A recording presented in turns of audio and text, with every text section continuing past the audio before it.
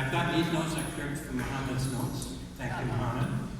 Ms. Monsef is Canada's Minister for Women and Gender Equality, as well as the Minister of International Development, and a Member of Parliament for Peterborough, Kawartha. She is the first woman to be elected in the federal riding of Peterborough, Kawartha, the first Afghan-Canadian Member of Parliament, and the first Muslim to serve as the federal cabinet minister. She has always been committed to giving back to her community and to her country, and I'm very grateful that she's been able to find time to be with us tonight. So, ladies and gentlemen, please welcome the Honourable Maryam.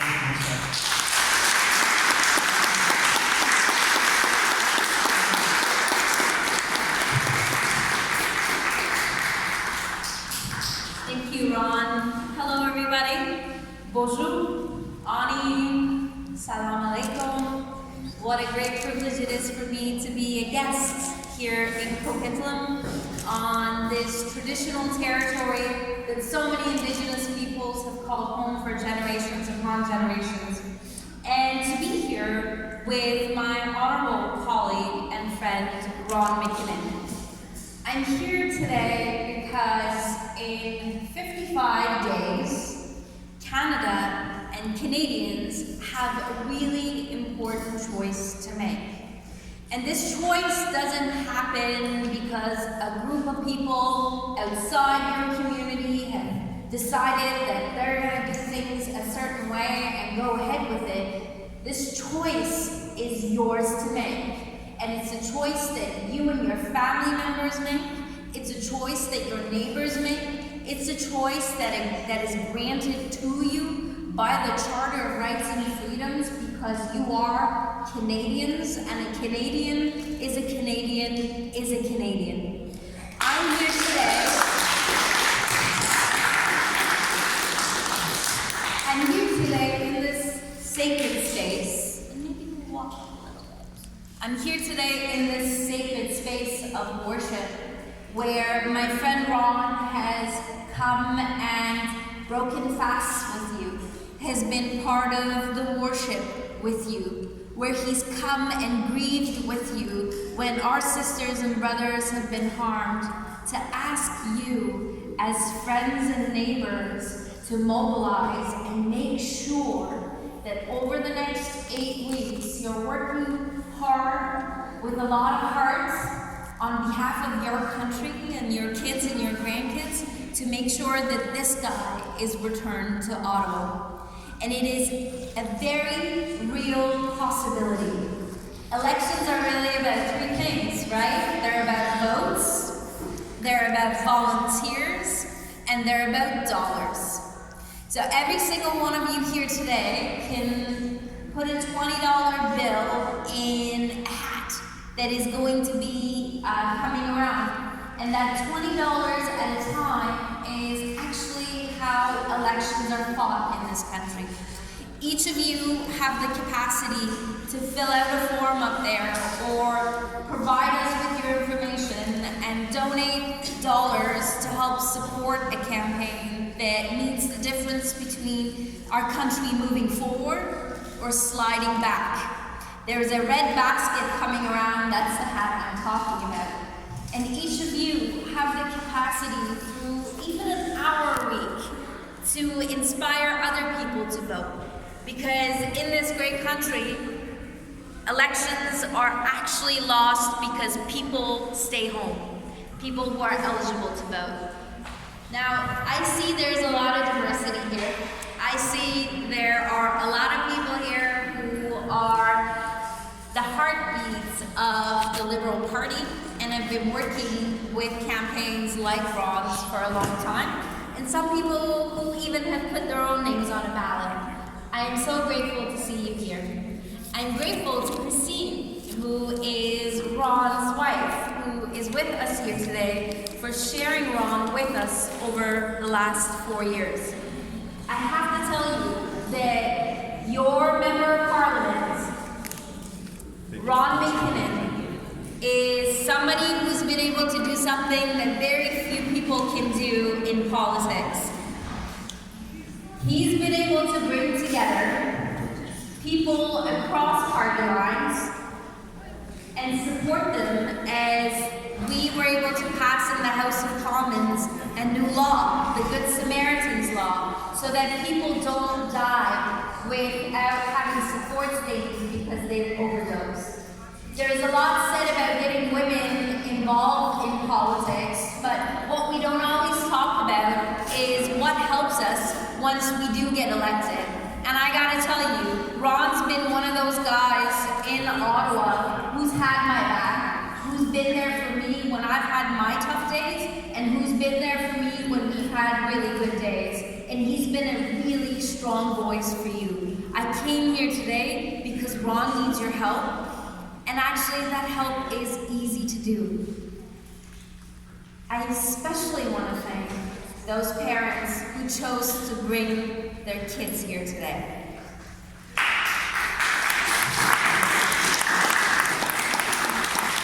We see them running around, we see them napping, we see them snacking, we see them wondering what they're doing here. Well, the thing is, your Member of Parliament, Ron McKinnon, just like the rest of us, get up every day thinking about how we're going to make this country a better place for your kids and for your grandkids.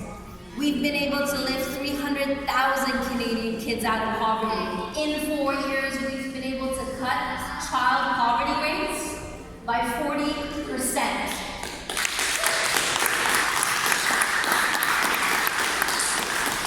In 4 years, we've been able to make sure that 1 million Canadian families have a safe and affordable roof over their heads, and that wasn't the case 4 years ago.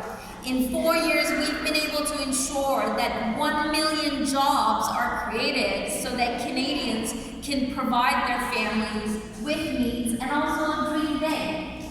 There are kids in after-school programs and in camps, and that wasn't the case 4 years ago.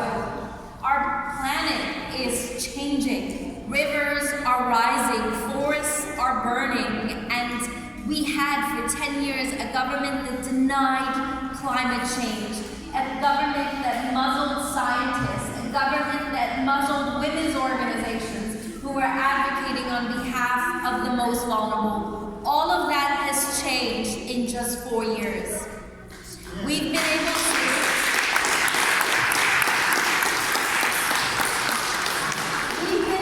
sign free trade agreements at a time when there is great protectionism and everyone's drawing inward. We've been able to sign free trade agreements in one mandate. When was the last time that that happened? And that happened because our Prime Minister knows how the world works and is working to build coalitions around him. It's happening because he has a great team, like Ron McKinnon, like Chrystia Freeland, doing this work with him.